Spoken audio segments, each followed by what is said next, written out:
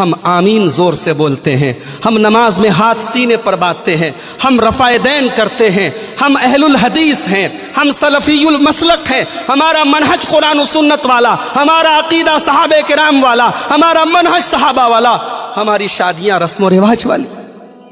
ہماری شادیاں رسم و رواج والی، ہماری شادیاں جہیز والی، ہماری شادیاں بھاری بھرکم خرچ والی نہیں میرے بھائیوں۔ آج سماج اگر تباہ ہے، آج اگر سماج میں زناکاری پھیل رہی ہے، بہت بڑا سبب یہ ہے کہ آج سماج میں ہم نے شادی کو مشکل کر دیا ہے، شادی کو رسم و رواج کے بوجھ سے بوجھل بنا دیا ہے۔ نکاح کو آسان کرو، شادی کو آسان کرو، اور یہ ذمہ داری